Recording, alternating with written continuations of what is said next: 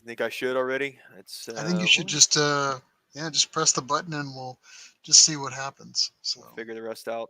we'll figure the Oh, rest hey, there we are. All right, let's go for it, man. All right, guys. Hey, for those who are with us, thank you for being with us. This is the Nissan Nerd Podcast. My name is Mike DeLashmutt, and of course, my buddy here, friends for life, Mr. Miles Hall. We've been through a lot, man. I know we have. I know we were just talking about it, man, but out.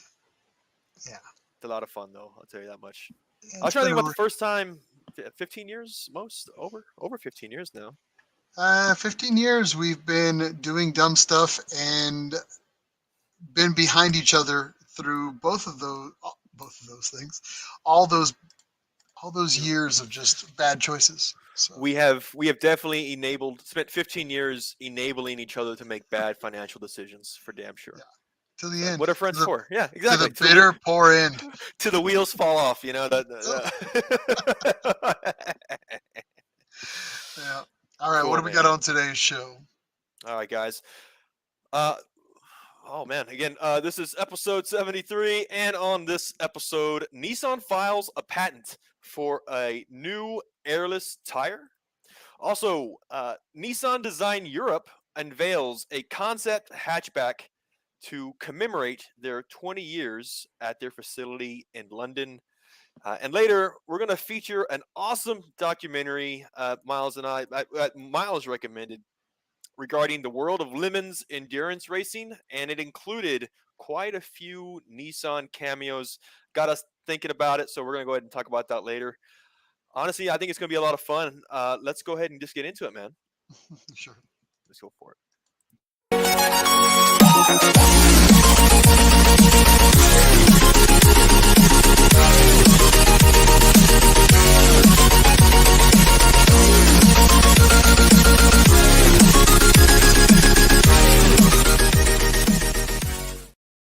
Man, so much to cover this time. So at least we're Honestly, getting back to our normal schedule. We're getting back to doing this by by monthly. So every two uh, weeks. So every 2 weeks, and you're right. Our last episode was 2 weeks ago, but you're right. As we've been preparing for the show, we have so much content to share this time around. It's crazy that how and much we there got has been interviews in the that last we've two been weeks. prepping forever and that we need to start launching to as well. And as seasons start slowing down with racing, maybe we can start getting some of those folks to kind of come in, talk about particular events, their experiences from the last year, what they're hoping to take into the next seasons. Again, continue to stick with us because we are going to go ahead and try to plan to give you some pretty nice interviews as we wrap up the 2023 and into 2024. So, Hmm. Yeah, on man. that note, it's obviously been about 2 weeks. I still haven't seen you in the flesh in a hot minute, but I know. You're what have right. you kind of been up to as of late?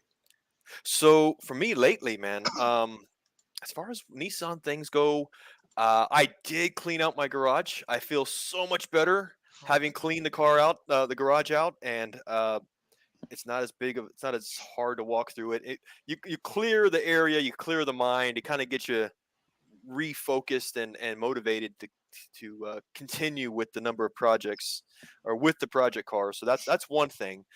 The second thing in the last 2 weeks, man, honestly, man, I want to thank you for this because you really had my back, man. You were helping me out, um, keeping an eye out for me. And what it is, man, is you knew that I needed just the H pipe section of my HKS exhaust. Which is I mean, you can buy the whole exhaust, but it is getting a rarer exhaust to find. Back in Yeah. the, and especially to find just one section of it, that's a pretty Hmm. hard sell. Like, because you don't want to go and buy the $1,000 kit, but to be able to find a section of it. Yeah, I Yeah. remember. I just remember yours being completely destroyed. Yeah, yeah. So there was a cruise out in the hill country, not too long ago, and it was my first ride out with the right hand drive Z at the time. And it's got the adjustable coilovers. Lesson learned. I just had the car dropped lower than I should have, bottomed out on a cattle guard. The whole little pipes. Sure. And I've had this. I got to say though, I've always been a fan of the HKS exhaust for the 300ZX. Looks good. As I'm getting older, it's getting a little louder, but I still love the look of it. It just reminds me of my first Z, which also had the HKS. But that being said, I had this awesome mint example of an HKS exhaust, the complete set. And when I went over and I bottomed out, I'm surprised I didn't rip the exhaust out from underneath the car. I'm talking, the resonators specifically on that H pipe was like I remember it was that this is moved how it back should about be, about and 3 inches back. Yeah, I remember that. So it I don't know was why bad.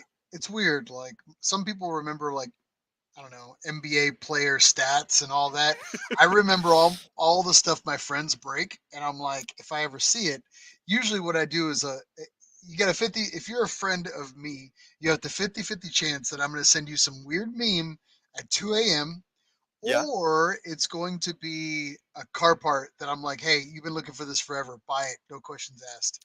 And I send it to you and because all I do all night is shop for memes and shop yep. for car parts for friends. That's what I do. That's my life. But it's And fun. you found the best example anybody can find. I won't lie, man. Because let me go ahead and just recap it because it's a Friday night, and I get a text that says, It's all right. no, no, I think you called me. You said, "Hey, I'm sending you something. Don't even think about it. Just buy it." And Yeah. at that point, I still didn't know what it was. And then you sent me the link, and it was a brand new HKS H pipe, resonated H pipe. And I mean, whoever had it, um, obviously didn't want it. He had their own plans for the exhaust, Mhm. and this was extra to them.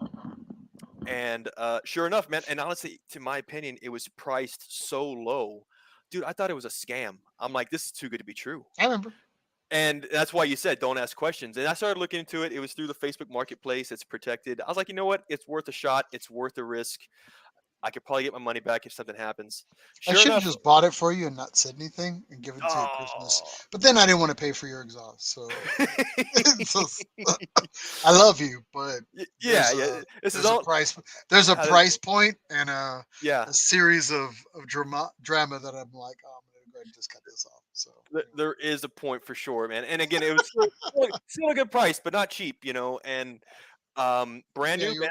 I came in. I was at my front doorstep just like 2 days ago, cool. and I've got it Glad now, you like and it. I feel complete again. So once that car's running again, it's Complete. I All feel. right, all right. Well, that's So good. thank you, man.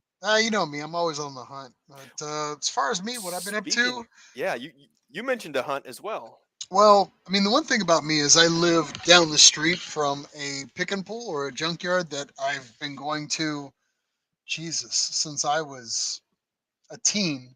And you and I frequent there a lot, but We from do. time to time they have a lot of Z's and Nissans that kind of end up there, and I go and just kind of fill my coffers and my inventory blanks that I have in the garage of like parts and I mean it's nothing for me to go out there spend 2 hours and grab nuts and bolts, like 8 pounds or 10 pounds worth of nuts and bolts, Yep. and like specialty brackets, and then I clean them up and I either plate them or I just keep them in storage, or rare sensors that are just kind of going out of stock in Nissan dealer inventory. So it's like you got to hunt for the stuff. And they're Anyway, getting a yeah, little harder to find too, the some older they stuff get. depending on what you're kind of hunting for, like 240 stuff, SX, S30 stuff, Z32 stuff, Hmm. any of the old Nissan truck stuff from the 80s and the 90s. I'm usually kind of hunting for Xterra Frontier stuff, just kind of whatever. And I was out there and I got a ping and it said, hey, a car that you frequent is out there. And it just so happens there was a new 300ZX Z32 out there, standard, which is a rarity. I'm like, Yeah, okay. And I was like, all right, this thing's probably already been picked clean or it's upside down, still on fire typically in they are. in Yeah, the middle of the yard. They haven't even put it out. And so I went out there and the whole car was pretty damn near complete. Somebody had gotten to a couple small things and that's the only problem with putting yourself in pick and pull. Somebody like, oh, I don't know how to take the door cards off. I better use a chainsaw. It's like, you're like so it's just no. like, Jesus Christ, that would have been perfect if you Yeah. would have just known how to take it off. Anyway, the transmission was still in there, so I ended up um, taking like the truck. I still have all the extensions and the swivels and my Z32 and Nissan tools. So Survival I kit. I broke it out and I got on my back in the rocks and I pulled a transmission like on the rock. And when I say rocks, it's not pebbles. This is not like wine country granite that you walk upon. This is just straight up shards and like old rusty bolts that are just like poking in your back while you drop 300 plus pounds on your chest. I did Hmm. that. And it's funny. People kept coming up to me, "Hey man, can I borrow a screwdriver and a Phillips head?" And I'm like, I'm I'm you're under here like the Wicked Witch of the East, and my feet are about to curl up after this transmission falls on my skull, and so I pull it, and then the time it took me to pull a transmission, which was about maybe 30-45 minutes. It really, I took my yeah. time, and then it was uncomfortable. I laid out a series of like floor mats Other from the other nearby cars so I cars. could like Yeah. half level the ground off, Hmm. and the radiator spillage and the oil spillage and whatever fluids are underneath that base level. Yeah. Anyway, so I pulled an entire transmission in the time it took like one other couple that was next to me to pull a speaker. Oh wow. And I'm like, Jesus Christ, people. Man. Anyway, that's just me. You, I But I went through the whole car and I like took all my goodies that I'm always hunting for, which is like ABS connectors, oh good. Yeah. starting relays. I pulled the transmission. I pulled Hmm. what else the hell? Front sway bar. Needed it was an aftermarket one. The Uh, headers were like a set of Stillen headers. I got it those all are for like hard. I got Yeah. it all for like $310. It's pretty slick. Ooh, Yeah. dude, that's a hell of a bargain, dude. But I was sore the next day. Like I am getting old. I Or the don't blame fact you. it was just I was doing it on the back of a Yeah. knife edge in my back the whole time. But I was tired. I do want to say one thing though, because I'm glad that you found a Z that was nearly complete, because that is hard to Sure. find to be one of the first guys out there. But Mhm. what I realized along the way is that the 240 SX guys and the Z32 guys, they're friends. You get along, until you get into the junkyard, and that's when you're fighting over It mass is. airflow sensors, transmissions, differentials, calipers, because they're always upgrading the Yeah. 240 SX with the Z32 parts. At least they, within the last 15, 20 years, Yeah, I was an Um, S13 guy for a while. I mean, and I love them. It's just that they drift taxed themselves out of what I wanted for them anymore. I mean, I could have kept it, but I got to the point where it's like, people offer me crazy amounts of money for the car, so I just sold it. But it's mhm. funny. I remember when I was in that world, I saw a meme a long time ago, and it says, "What I see when I see a 300ZX," and it like blurred out everything else, and it was just the math, the brakes, like everything that you instantly have to steal off those cars, in the junkyards or in that setting, or when you see a parts listing come up on Craigslist and Marketplace early on. So it's pretty funny. Yeah. Yeah, yeah, yeah. But Hey, well, let's go ahead and move on here, yeah, man. yeah. We've Let's got move a on. lot to talk about. Yeah. And before we do, let's go ahead and acknowledge you guys that are with us online. We see you. We can see you on our end. Number of you guys that are with See us. you. And if you would like to at any time share your feedback, your experiences, or stories with us during the show, you can do so in the comment section. We can see you, and if we typically like to share a few of y'all's comments along the way, so feel free and interact with us as we go. Yep. Miles, you got the conpie, man. That's the next Yeah, one. yeah. Now, actually, before we go ahead and get into it, we do want to get a couple little birthday shout outs. A happy birthday to Chris Wiles. It was actually last week of September for him. I don't know. Do you have a photo for him, Mike? Yeah. So Is that Chris it? Wiles, for those that don't know, Mr. Wiles, he's actually the author of the famous electromotive book, the Developing a Champion, the Hmm. Electromotive Nissan GTP story. Which, if Yep. you don't have it, you need it. He was actually a ZCon special guest as of recently. If you're interested in the book and you want to check that out, you can actually check it out at Chris Wiles autoracing.books.com/about, and you can order the book through his site, or you can check out wilesengineering.com. But yeah, me and Cool. Mike's both own that. We've actually reached out to him, and Yep. we actually need to have him on the show too as well. So I Yeah. just wanted to give him a shout out and a happy belated birthday to him. Awesome guy, man. Very down to earth. This last ZCon was his first ZCon with Really? us, and That's great surprising. time. He had a great tech talk. That's what really got me to want to get the book that the book we're talking about. And I'm not talking the paperback. I'm talking the full hardcover book. You know, amazing information, a lot of us personal stories out of it. And yeah, he signed it. You know, just very down to earth type of guy. And yeah, I hope that we should have somewhat of a interview with him in the future. Um, also, going to give out another happy birthday. This one coming up this weekend to a Nissan Nerd Podcast listener turned interview guest. And for me, man, turned girlfriend here, man, Miss Haley Myers, celebrating a birthday this weekend. As you can see here, the proud owner and race driver of a R35 GTR and the Spec Z 350Z, otherwise known as the Queen of Coda. That is pretty much her backyard competing super lap battle, one of them, for example. And of course, Right.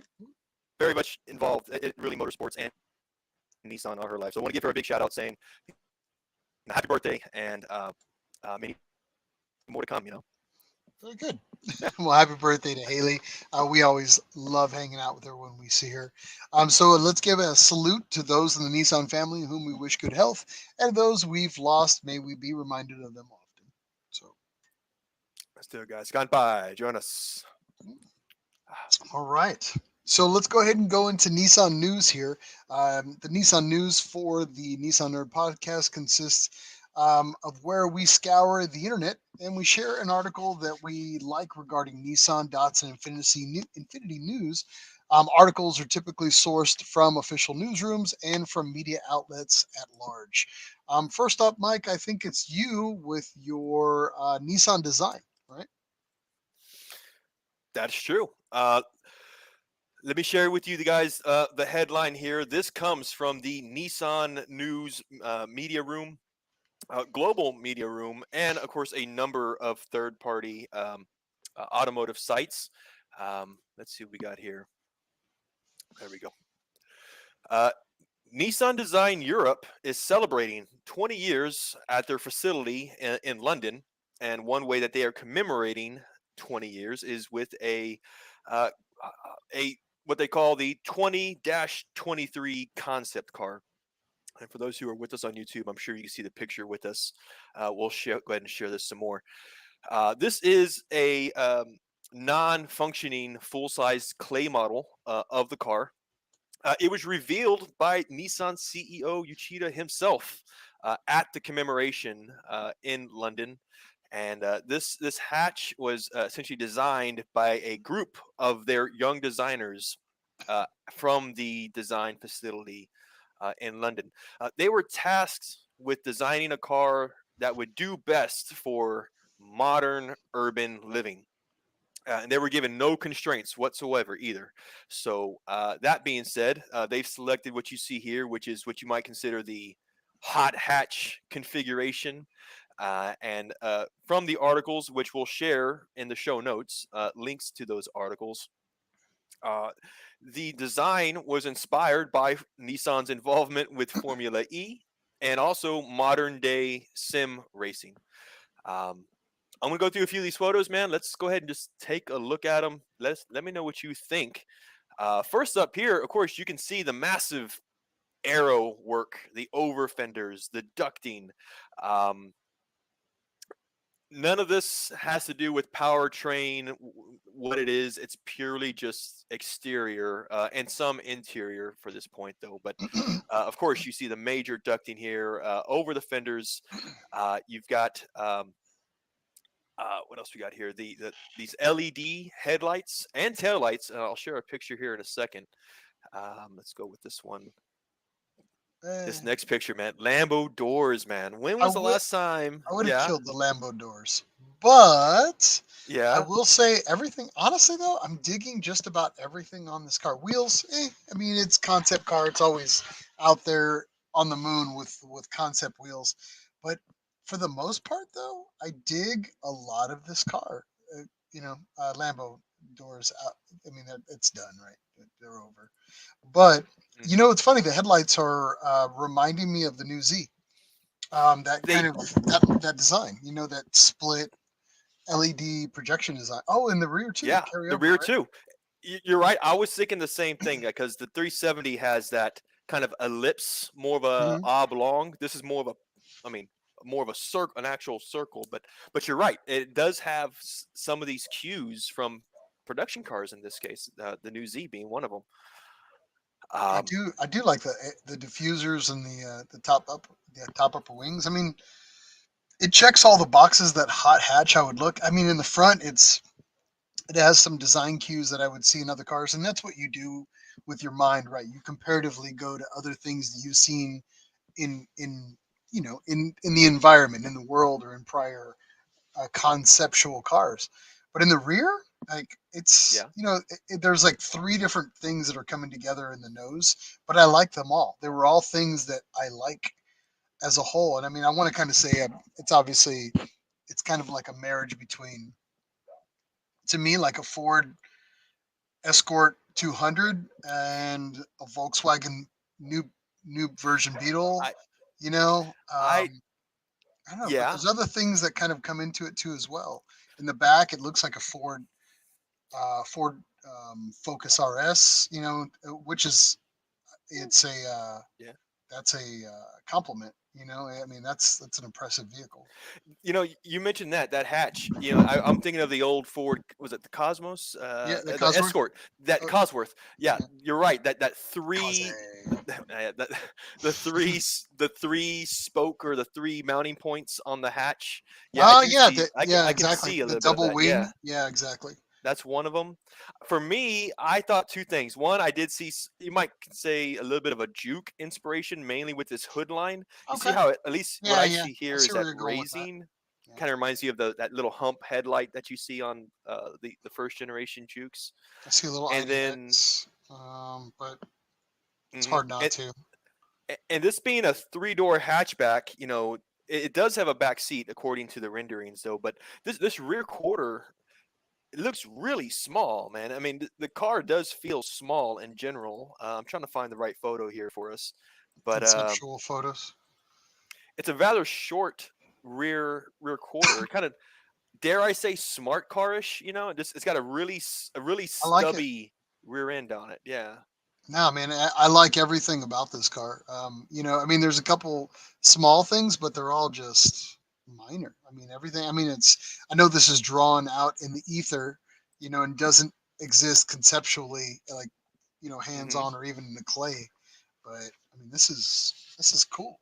I mean, there's a lot that I like about it. Yeah, yeah. I do think uh, a good exercise for these students, especially to commemorate what they mentioned, the 20 years here. Yeah, I kind of think that, and we've seen this in a lot of things, man, in life, like when it comes to car designs or fashion.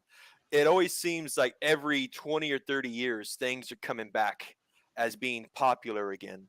And I say that because of the damn Lambo doors, man. Just like I thought we were over You this, know, and like, I agree, but if you have the opportunity to like shoot for the moon, go for it.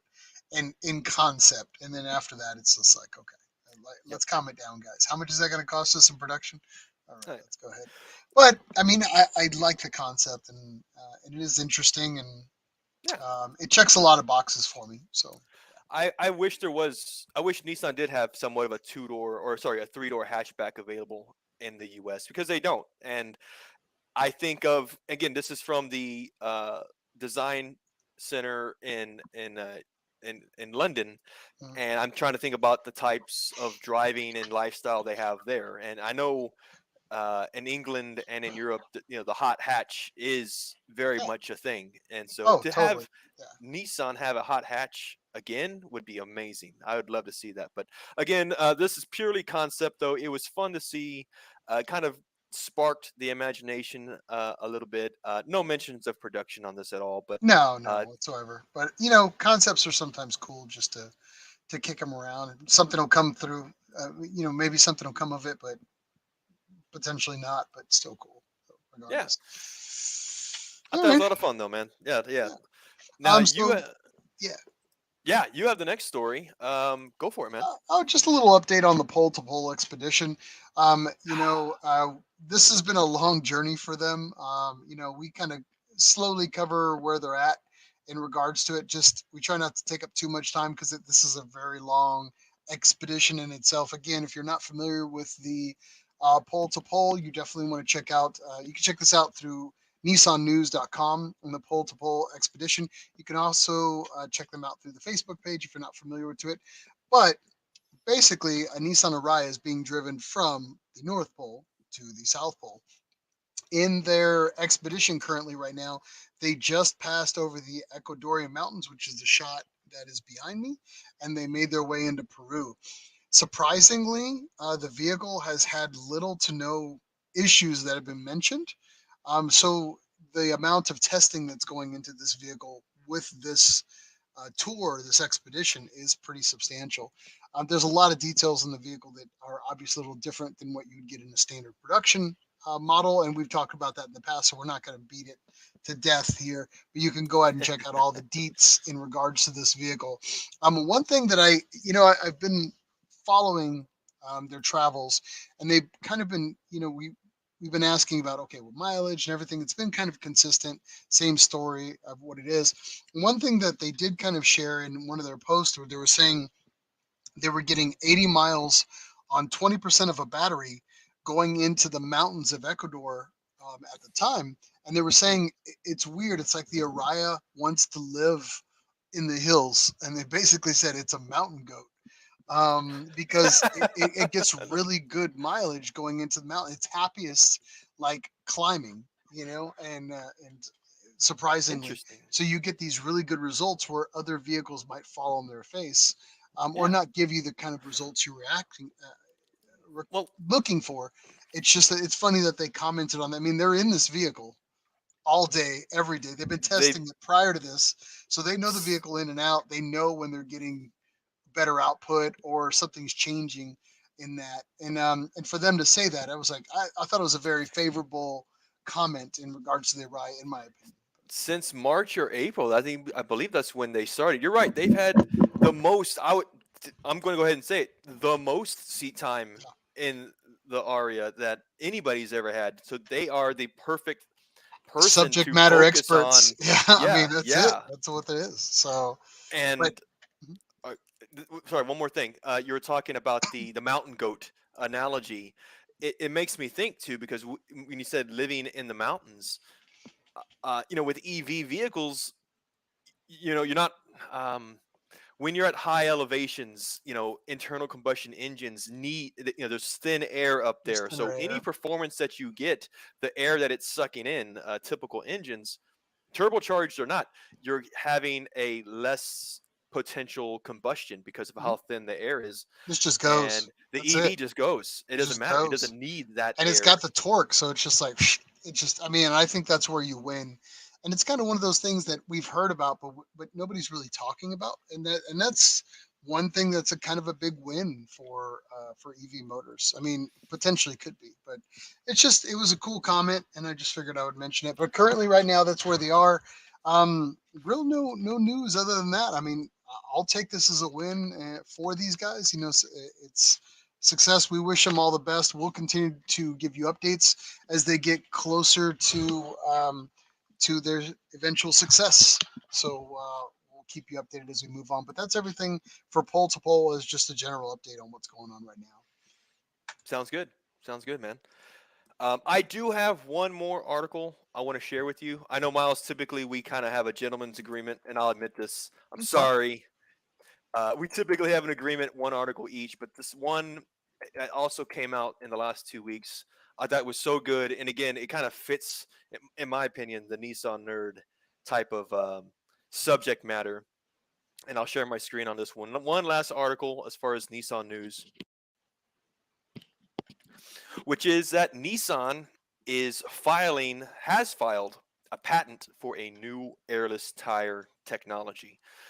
This was a discovery made by CarBuzz, a website news outlet that you see here, and it's a new thing. Now, Airless tires are not a new thing. We've seen multiple iterations in the past, specifically from companies like Goodyear or Michelin, tire manufacturers, right?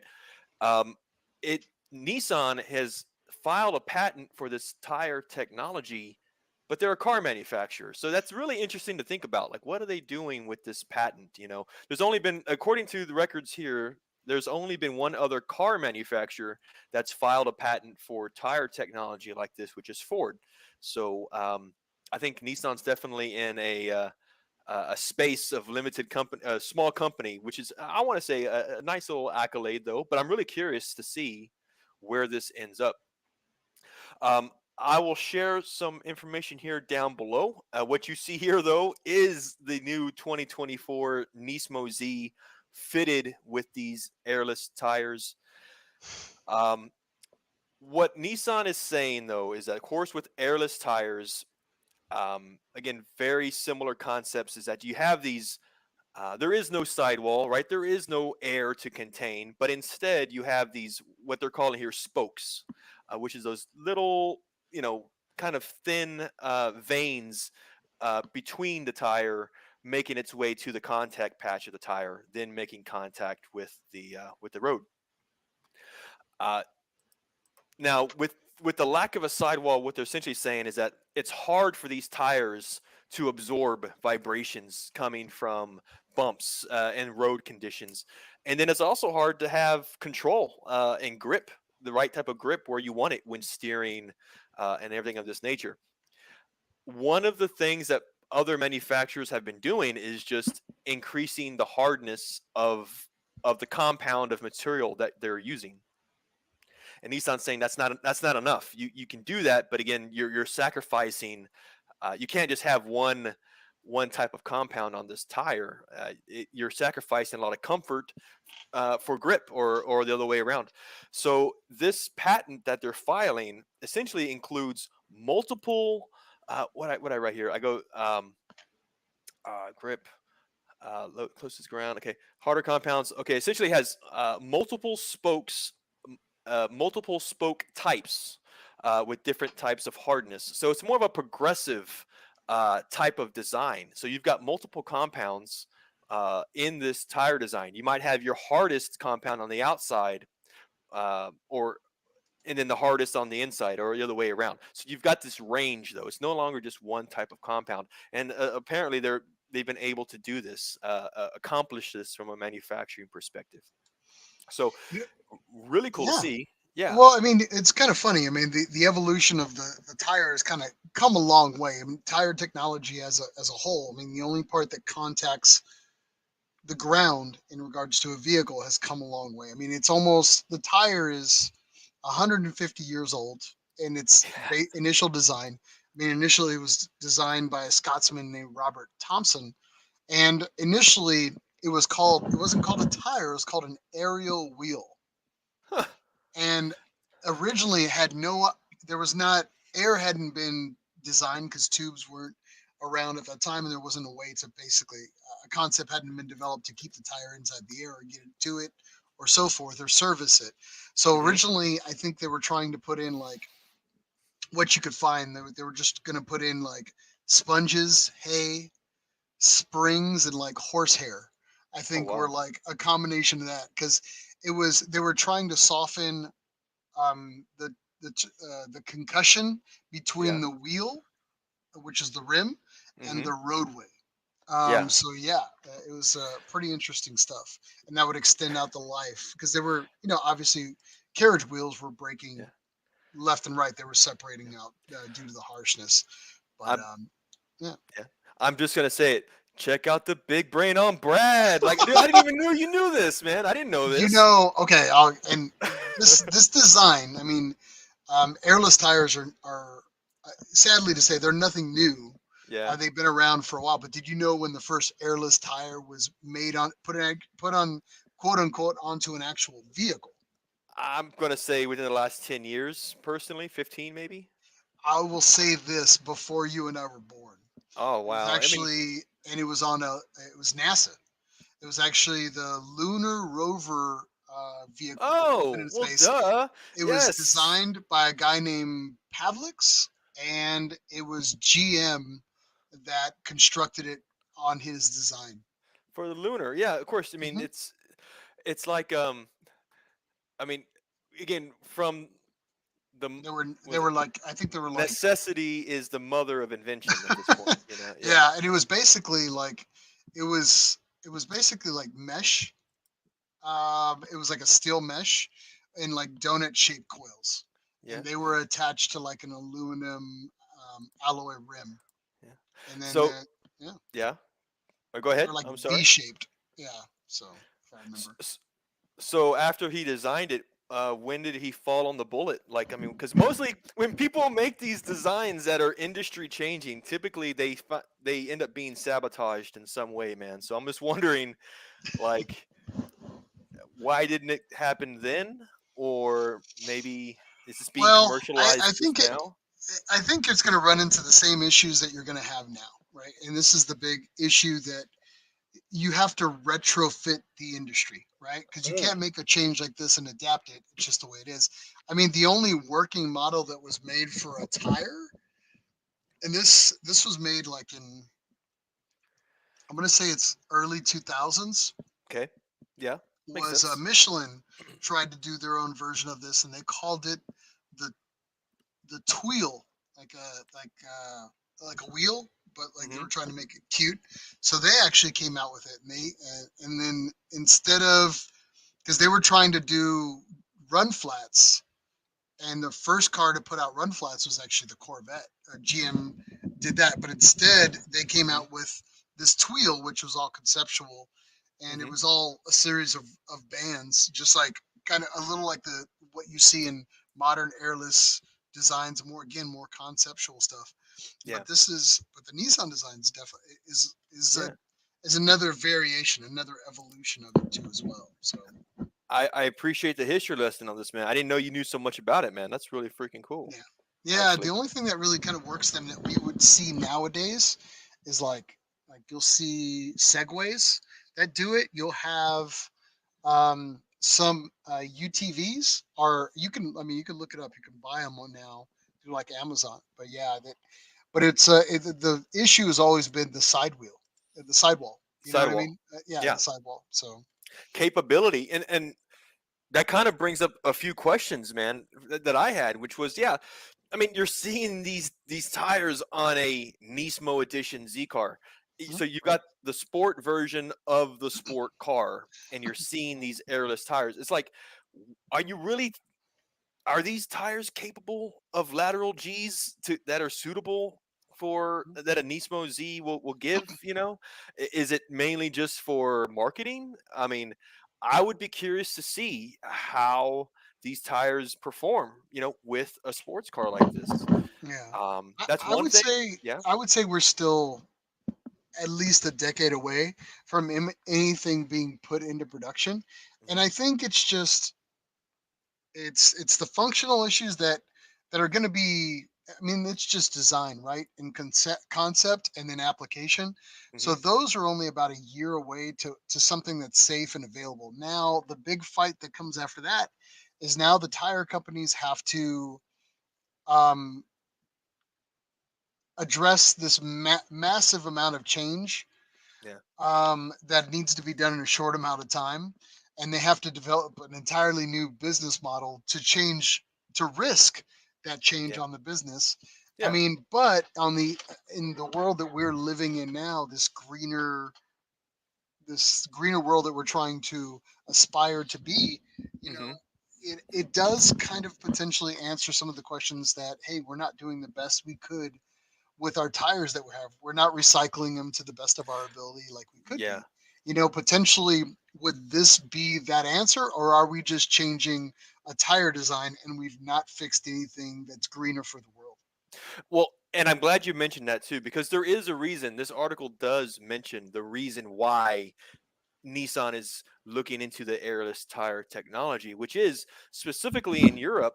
There are some upcoming regulation involving emissions for brakes and tires. I didn't know this. We always hear emissions talking about, internal combustion engine emissions. Brakes and tires have regulations of their own, apparently, and this was one of the reasons why there was a need or a curiosity to pursue an airless tire technology uh, in that. So, like you said about being green, um, I was trying to think back about. I'm trying to find an analogy for how you said if airless tires become a real thing and it's marketable, and then you're trying to retrofit the past, older cars to have these new tires. Um, it's it kind of reminds me of when in the late 90s or early 2000s you would get these luxury vehicles that would have these sophisticated suspension systems, either a magnetic ride or adjustable air compressor ride. You're talking about the Escalades or the Mercury, whatever Mercury there is, that had these amazing exhaust suspension systems. And then 5 years, 10 years down the line, they're complete crap and they need to be maintained. And the OEM, the factory options, very, very expensive. But somebody comes out with a version that says, "Hey, this is just as good." It's either the same technology or they've retrofitted it to be a more of uh, common setup. Oh, we're just gonna go back to gas shocks. Here you go. Congratulations, you're back on the road again. For cheaper price point. This is gonna be. You're right. This is gonna start off as a premium option, and I assume it's gonna be on luxury Well, vehicles first. the other thing too, to throw another fight into this too as well. Now you've got to retrofit an entire industry for changing tires that are wanting to go wider. I mean, your average sizing on your average vehicle, and we're talking anything from your four door, from your coupe sedan, even your basic midsize, are now conceptual are now, there is no anything about it, but they're now larger. They're not Yeah, 16s anymore. Now everything yeah. is 17s, 18, 19s, 20s, standard 20s. size. 20s. You're rocking 20s. That's insane. But now we've got to go back the other way. Rims are going to get Yeah. smaller while the tires take up the mass and take up the shock and the absorption, which was the initial design and the initial problem 150 years ago. So, And that's the same thing. And you're absolutely right. And one of the notes I had here was, look how tall that airless tire is. yeah. Literally how tall. And it's not a slim tire. It's not what you would normally see on a sport car. It's much, much bigger. So now you've got to make sure you have enough wheel space inside that car in the bellows of that wheel, the That's wheel why well. I'm telling you, donking is the future. That's it. Donkey. Donking is the future. And for those that aren't familiar with it, you get You're just gonna wise. That's raise it it. up even Take your higher. brand new Z, donk it, and that's it. But you got to make 80% of that tire rubber, and that's it. Just like a Yeah, Bigfoot airless tire. Develop yeah. that, and it'll be the smoothest ride in the world. And I'm thinking about that too, because and even look at this picture here, man. Because 370Z, the new Z, are fitted, I believe, with like an Akabono style brake. It's a rather big, and you would say about a 14-inch. Let's just call it a 14-inch diameter brake rotor, Yeah, which is really big. And then you've got to not only do you have to fit in this thick tire, but you also have to provide enough clearance so that the tire or the wheel is not making contact with the brakes. And there's no way you're going to go into a smaller brake caliper rotor setup because braking power is a real thing. You want to have for safety's sake, not even performance, but for safety as well. Um, that's a lot to fit in a small area. So I mean, trucks I could probably get it. Again, they are heavy though, but for compact cars and airless technology, I mean, it'll make it there eventually though. But it may not. They may not be the first cars to do it. You know. well, thank God we all don't. and here's the thing: the coolness factor. I mean, can you imagine seeing these cars at SEMA and looking sexy? You know what I mean? These look like if you had to fit a retainer, you know what I mean? Like it's like an equivalent to a retainer in middle school. Like, hi guys, that's what it kind of feels like, at least right now, from an aesthetic. You know? Yeah, I feel you. You gotta. How do you make that look cool?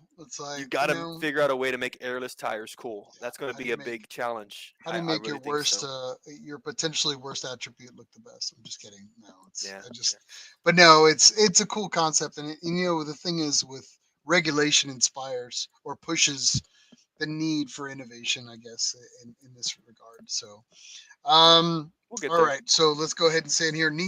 We got to go back to some of the content. We do.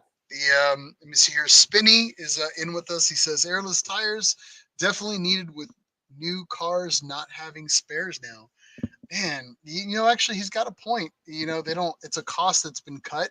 I thought it was just the rental car companies being cheap, but it's not. It's the truth. It's really It's gonna sad, go. man. It's gonna Yeah. go back to the day where they just give you a can of Fix-A-Flat and just they Mm, send you on your way, and that's just the way of the modern world. That's gonna be.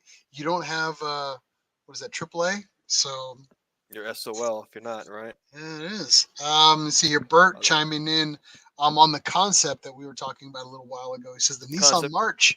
I kind of thought the same thing, Bert. When I was looking at the front of it, it does have a little bit of March, um, little Hmm. drops in there too as well. So Is the March a 4 door, like a 5 door hatch in this case? So it just because we don't get the March here. We don't. I don't think we no, get the March. No, well, but you've seen it. You've seen the I've March seen with them. all They're the. small. Yeah, yeah, yeah. They're really But yeah, small. I can see that. You can do a March has been around configuration, same wheelbase, forever. It's perhaps. always Yeah. been a three-door little hatch inspired. Like Oh, we have a version in the United States, the Versa, but the March was I like the March. It's pretty slick. I mean, they yeah. raced them obviously in spec. So Spec. before Yeah. the Canadian, we cover that on the show. So what am I talking Uh, about? So Edgar Furman, a good friend of ours, did say here too that he is still salty about the IDX concept, and it's it funny. You know who is else being is shown. still salty about the IDX? Was that? Malcolm Beasley, the guy who designed it, who it never got made from. I talked to him. I message him every once in a while. He says, "Yeah." He's like still salty about that. Yeah, But you know what? Again, greatest car never made. It's greatest it's Nissan car true. never made to this It's day. true, But man.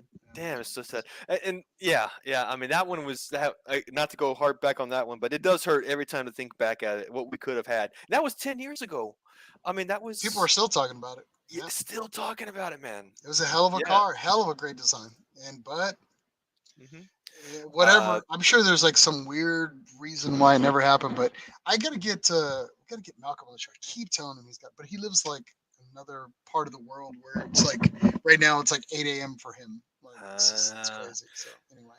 So before we move on to two more comments, we want to share, of course, from Ion saying Kanpai joining us in the Kanpai earlier in the show, and then from Haley Myers Motorsports here. Thanks, fellas, again for the shout out. Do appreciate giving you out that Ion shout talking out about the here. IDX. Lastly, he goes, "It was amazing to see in Japan. Wish it had been made." Couldn't agree with you more, man. So, Yeah, what could have been, man? What could have been? anyways, so now we're gonna go into motorsports here. Our motorsports segment is where we look into Nissan's current motorsports portfolio, its race entries, supported teams, and how they're doing. Just an update on those guys. First off is always our Formula E team, and Mike's gonna go ahead and talk about that. Cool. Yeah. Let's start off with Formula E again. Like you said, Miles. Honestly, for this episode, nothing new to report at the moment, though. However, pre-season testing will take place in Spain later on this month, October 23rd through the 27th. Meanwhile, the opening round of the 2024 season will take place in Mexico City mid-January, so early in the year. This is one of the first racing series to begin in 2024 or in any given year. So yeah, we will be keeping updates regarding the Nissan Formula E team and the series as a whole. But as a moment, nothing new there. I do have the next one, which is also the Sentra and Micra Cup. Of course, this is the grassroots racing series based out of Canada. Essentially, it's 6 weekends, otherwise 12 rounds of racing from May through September, and it is exclusive to spec'd Nissan Sentra and Micra cars, typically again out of Canada. So this was the season finale. This will be one of our last results news to give for the year. This happened here September 23rd and 24th, rounds 11 and 12 at Circuit Mont Tremblant at Quebec. To give a few shout outs here, let's start off with round 11. Again, this is your podium for the race. In first place, you have Nicholas Barretz. He has seen here with a fastest best lap time of 1 minute 58 seconds 439 thousandths of a second, which is also the fastest lap of the race. So P1 fastest lap. Congrats to Nicholas on that. In your P2 position, you do have Valerie Limoges in P2. Yep. P3, Matthew Miron, I believe that is. Actually, that's a kind of a new name for us, so I want to give him props. I'm glad that he made a podium this time around. And then all three cars there are the Nissan Sentra. But we do want to give a shout out to the fastest Micra of the round 11, which was Raphael St. Pierre, 13th place overall. But he is your fastest Micra of the race. Moving into round 12, again, P1 gives to Valerie Limoges, also with the fastest lap. Congratulations to her. Second place goes to Alex Fortin, and P3 goes to Simon Vincent. Again, all three are Sentra cars. Fastest Micra is this time is Nicolas Lavesqua, I believe. You're better at French than I am. Your French is so good. Shut up. Nah, I did. I know your sarcasm. I get better. But he was the fastest Micra and 12th position overall. This being the end of the season finale, we need to start getting into the champion point standings and who your winner is for the 2023 season. So we'll go ahead and get started into it. Alex Fortin is your champion for the Sentra Cup. He has 497 points overall for the season, for the year. Valerie Limoges is second place, 43 points behind the champ, and then followed by Nicholas Barretz. He finishes third with 54 points. You know, it's funny. Valerie won last year, and now she's in second place. She did. Yeah. And Alex was similar. He was, I think, third place last year. Yeah, he was right there. He was podium, if I remember right. Yeah. Yeah. So I mean, you are seeing some changes here. It isn't.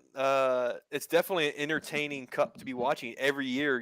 It's not like F1 when you got these eras of dominance. You actually have some changeability in a lot of these things. So I just wish we had more coverage on it. We could actually pull the footage. Yeah, it's great stuff though. It's funny you mentioned that too, man, because I kind of have a feeling in the 2024 season we're going to see more coverage. At least one of the races, because there are two new developments that are happening for the 2024 season. They're coming over? Yeah, that being, yes, for 2024, we will see one of the races in the U.S. So which is really exciting to see. Yeah, they're going to be at Lime Rock Park in Connecticut, July 19th and 20th. So that is officially part of their tour, their season for next year. So that's actually pretty cool, man. Again, wish list with me would be let's go check them out. That sounds like a good. We were talking about this race series for 2 years. So. Forever. Yeah, it's about 3 years. Yeah, 1 year prior. Yeah, It's been a hot minute. Yeah, back when it was just a Micra. Yeah, that's right. When it was just the Micra, Sentra wasn't until last maybe 2 years from now. Last 2 years. Yeah. So that is the first bit of news for 2024 and the Sentra Cup. The second one being that for the 2024 season, there is going to be some prize money involved for those who win. Essentially a purse for each of the races. So again, this comes from the Nissan News media outlet. I'm just going to give you the direct paragraph from this. It says here that the Nissan Sentra Cup, which was confirmed for the 24 and 25 seasons last August, will also offer $30,000 in cash prizes next season. in addition to certificates from Nissan Canada for spare parts, which is a value of $50,000. So you're seeing some more investment the further along that this series goes along. So it is exciting, though. This certificates and the cash prizes are offered two drivers who finish on the podium of each race. So again, if you're thinking 12 races and now you've got a combined total of $80,000 to divide up in On the various table. Yep. increments, yeah, for out of 12 races. I mean, that sounds pretty exciting. Aside from the bragging rights and just the fun and the passion in doing these things, now you got some money involved. So who knows? Maybe you could see more competition. Yeah. Maybe there would be some shops involved. So I see growth, in other words. So I'm really excited to hear this. And of course, we will continue to follow the Nissan Sentra Cup, Micro Cup into the 24 season. Very cool. Yeah. Well, let's talk a little bit about what's happening with Super GT. Obviously, we had our last race this last Nissan Nerd podcast where we talked about Mhm. what was happening. Sadly, there is no real race that's going on right now. The round 6, which is held at Sugo, was last month on the 16th and 17th. We don't have a race actually coming up for until round 7, which will be at Autopolis. But Mhm. that won't be till the 14th or 15th of this month. But again, we are still wishing a again a cruising on the celebration for a well-deserved second place for the Motul Altec Z, car number Mm. 23, again by Matsuda and Quintarelli. Fought their hardest and maintained the second place on that one. And not to be misled in the 500 series, but Morelli Impulse Z pulled in fourth place. So just wanted to give a shout out to those guys since we were just kind of talking about them in the last round 6. But again, if you haven't gone and watched round 6, I would go back, watch, and pay attention to the 500 series, and especially car number 23. Just watch their progression through the race, and it Mhm. was a hell of a race for them to hold on to that second. So I would just, if you get a chance, you might want to go and check that out. But again, round 7 will be coming up. That's going to be October 14th and 15th. Again, that will be at Autopolis. We only have 2 more races to go before the end of the season. Now Okay. let's talk a little bit about close to home. The other race that we love to kind of cover for all of our friends. Of course, we're talking about the Nissan Challenge. Right now, there is nothing new to report in that regards. Everybody's still patching together their cars, getting ready for the next race. I know Edgar Furman's on with us tonight. I'm sure he can comment on everybody just jonesing, getting ready for round 6 which will be coming up here soon. That'll be at the Streets of Willow here on October 28th. And this will actually be a nice surprise because it's actually going to be part of the SR20 convention as well. Pretty So for cool. those that aren't familiar with the SR20 convention, go get woke, check it out. It's been around for a while. It's basically our Nissan LS Fest. And it's a great event. Me and Mike have been to 1 or 2 of them in the past. And it's just a good group of guys. I highly recommend checking it out. Hmm.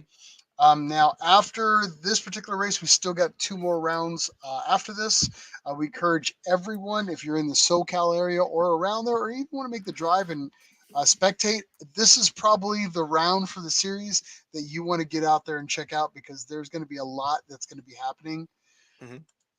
And you definitely don't want to miss one. If you want a little more detail about what to check out for the Nissan Challenge. Again, you can check that out through corner3motorsports.com/the challenge series. Highly recommend going in there, checking out, and getting familiar of everything that's going to be happening for the series. And if you want to participate, if it happens to be in your backyard, get Hmm. on it and really just see what it takes to be involved with it. Edgar chimed in here. Lots of angry SRs for the next event, and there'll be a lot of RBs running for round 7. Oh, with the R days that's coming up. Whoa, I totally forgot about the that's R right. days that's happening for Our round days 7. Jesus Christ, the biggest GTR meeting meet. Yeah. of the year will be for round 7. Geez, Edgar, you got ZCon that you already did. You got SR for round 6, GTR meeting, and then round 8. I mean, what else do you got? I mean, is it Pretty much covered all the bases there, you at least covered all the most. bases, man. Yeah. That's all the cool bases that you need to cover. So hell, Jesus Christ, Nissan Challenge coming with the win for 2023. Yeah. So, Awesome jeez, setup. Southern California's got it all this year, man. They really man, hit the trifecta this year. sign my kid's forehead when you're famous. Jeez, all right. Forehead. Uh, but again, Jesus. birthday party for round eight for me. Oh, 1 year. Good job. Yeah, that's right. That's right. See here, Myers chimed in here. I need to make it for our days 1 year. Yeah, you got to make it to that. That's legend. I That have would be a good yet one. to go to it, but the pictures every year are amazing. So, Mm. moving along, we still got GT4 America series to kind of cover. And it was a soggy one from what I saw. And Mike, do you want to chime in and talk about that? Yeah, sure, man. Of course, we are talking about the GT4 America Series happening, of course, here in the United States, uh, and specifically our favorite team here. We're talking about Tech Sport Racing and their two GT4 spec Z cars for this season. We are getting near the end of this season, though. However, we want to share results first for rounds 11 and 12, which happened at Sebring International Raceway in Florida, September 22nd and 24th. So we'll go ahead and start off with that one. The first one being the number 22 car, Eric Powell, and at this point for Sebring, there wasn't a Colin Harrison. So Eric Powell was a one-man driver for that weekend. And then you got the number 23 car, which was Brian Highcotter and Tyler Stone. Getting into round one, though, Eric Powell qualified 35th, essentially back of the grid. Because he was the only driver, there is a penalty involved because the format of GT4 series is to have two drivers with a driver change out at one point near the middle of the race. Because it was just Eric, though, he did have to start at the back of the grid. In this case, number 35th position. Uh, Now, having started there, though, he did finish race one in 29th place overall. Brian Highcotter and Tyler Stone qualified in 32nd place, finished in 16th. So you did see a pretty significant gain throughout the race, essentially passing half the grid during the first race. And the big accolade for Tech Sport and our boy Brian Highcotter is that he secured fastest lap of race one. His best lap was 2 minutes 11 seconds, 0.702, 702 thousandths of a second. So he secured again received the award for fastest lap of race one, which was amazing to see from the Tech Sport Racing team. Moving into race two, which happened the following day, though, Eric Powell again at the back of the grid. Man, you got to hear this. He finished P10 overall, but essentially landed on the podium with a only 1.1 seconds behind the leader in his class. So even after having served the penalty for being the only driver for race two, Eric was able to secure P3 in class at race two, which is a huge, again, another just great moment to see for the Nissan race team in Tech Sport Racing.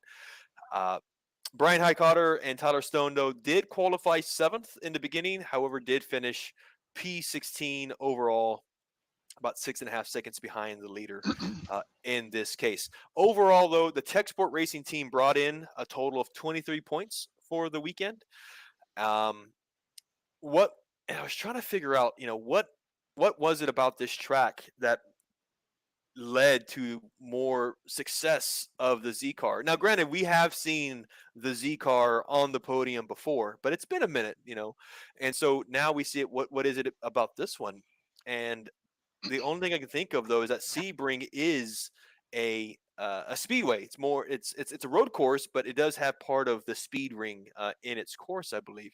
And I think maybe that could have been having to do. Maybe the car is more suited for higher speeds as part of that. Um, but we'll see. That being said, moving into the final two rounds of GT4 America, it is actually this weekend, actually happening right now, October 4th and 5th. Essentially, this entire weekend, you will see rounds 13 and 14 also at a speed ring, which is the Indianapolis Motor Speedway in Indiana. Of course, we wish the Tech Sport Racing team the best of luck this weekend. Practice 1 and Practice 2 are happening today. And like you mentioned, Miles, Practice 2 actually did not happen today because of the ongoing rain in that area. So no Practice 2 today. However, I do have results here of Practice 1. This is uh, our two cars here did finish essentially P10 and P15 overall. And when you've got 32 cars on the grid, that's quite impressive. So honestly, we're seeing essentially a pretty nice improvement over past races. So Yeah. either there's been a big discovery and getting that car dialed in, or maybe it's just a configuration of the track, or a combination of both that's making this car more competitive for these final two rounds. So it's really good, really interesting to see. So again, we wish them the best of luck here for this weekend. I do know that we have a lot of our buddies with the Z Car Club Association on their way right now to the Indianapolis Motor Speedway, because there is again Nissan Car Corral um, support, where you see Nissans coming out in mass to support our team and our drivers. Um, so it is pretty exciting to see, though. For those who are interested in checking out GT4 America, the best way that you can watch it is live. I'm sorry, through YouTube. You can watch it, of course, live. If you go to the GT4 America website, you can find the exact time which they are racing, and you can watch it live on YouTube.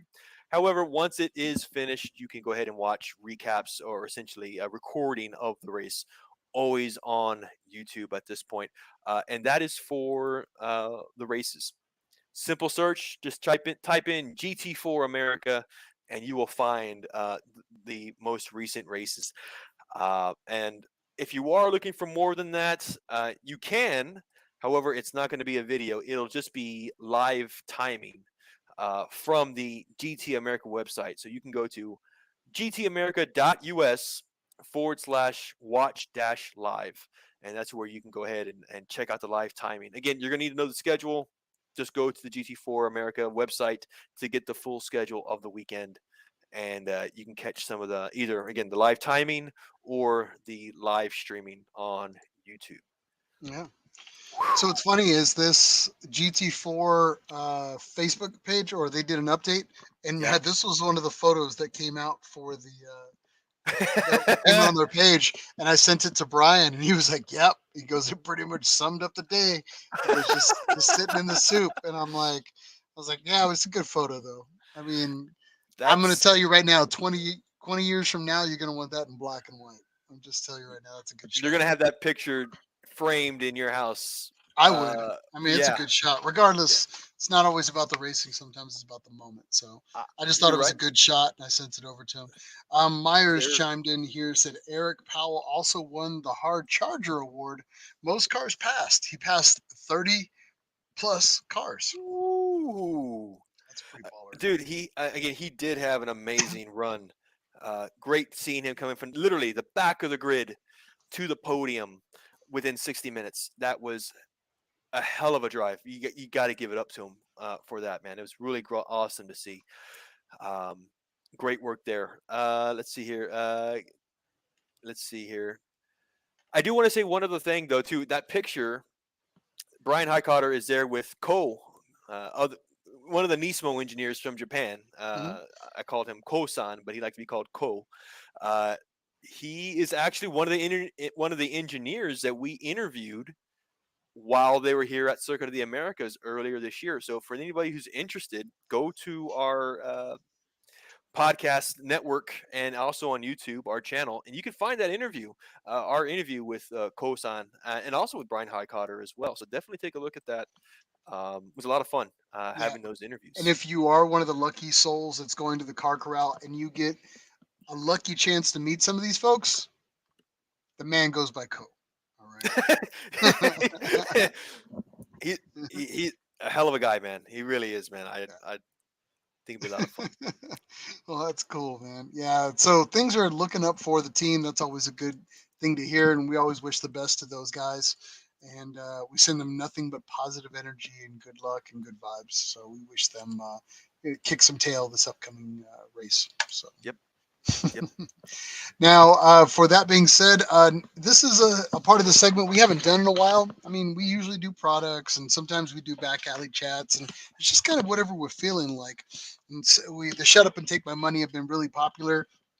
Hmm. We're going to be hitting Shut Up and Take My Money hard when we're getting ready to start getting into Black Friday because all the deals coming up. Oh, We tell you about all the sales that are coming up right. for Black Friday as we get into them. We're just in October right now. November's next month, but and we'll do our best to kind of let you know about all the Black Friday deals that are going to be coming out, so you can check us in here in November. You don't want to miss that part of the show when we talk about it. But right now we're going to be going into things you should be checking out, and this is just nerd stuff that we found on the internet, that just typical car guy stuff. Sometimes we find movies that are coming out, or maybe some products, or maybe there's just like good deals that we want you to know about in the Nissan extended family. But on this particular one, I was just kind of perusing around, and I've been Hmm. waiting for this to come out, but I had no idea it was going to bear Nissan fruit, as it were, when we started kind of talking about it. And so this is actually a new movie that made its, I guess, it finally made it to mainstream as far as Prime is concerned. Hmm. And it came out, and it's called Hoopties.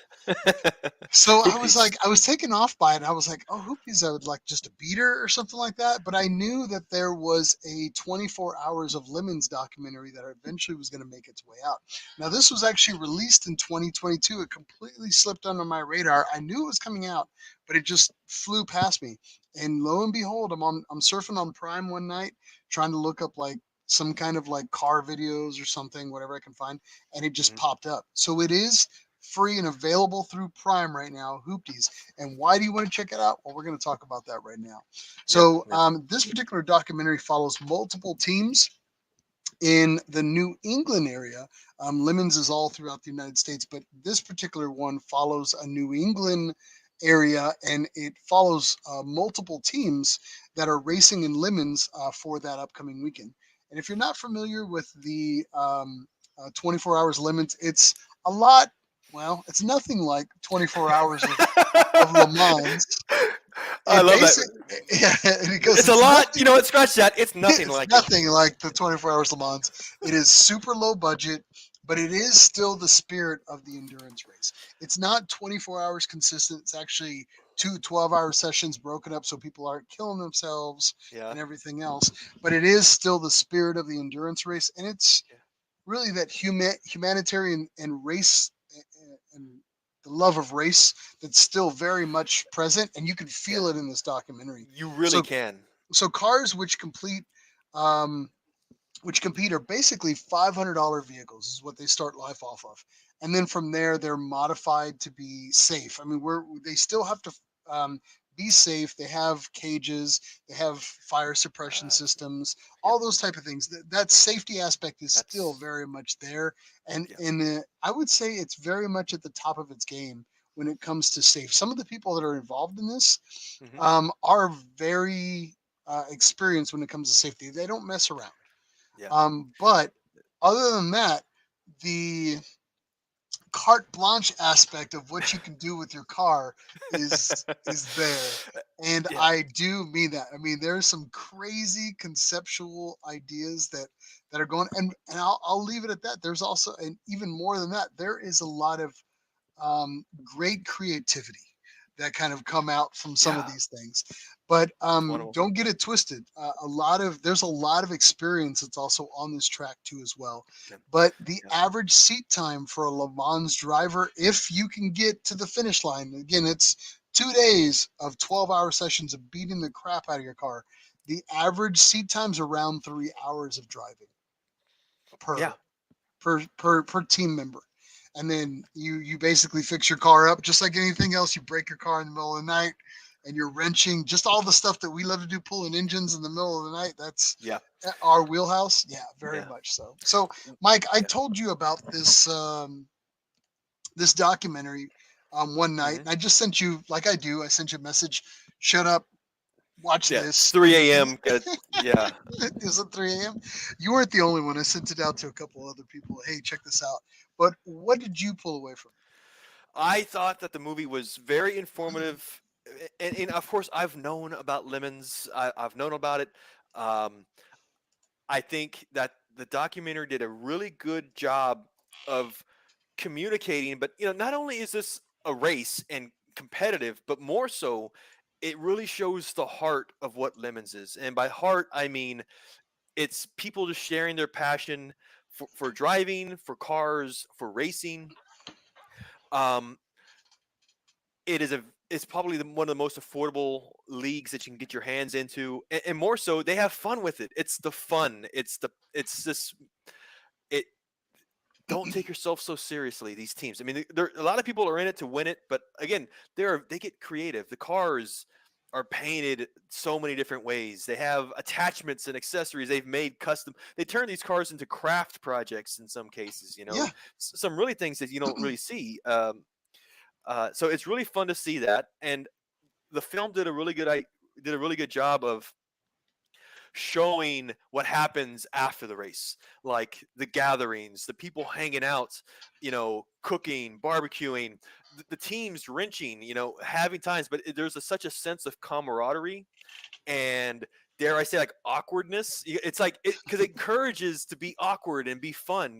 So when you, of all people, when you sent me the link for this film, I was like, of course this is Miles. Miles would totally watch this. Like, it's Yeah. grassroots, it's pure, just full of passion and just this wholesome feeling.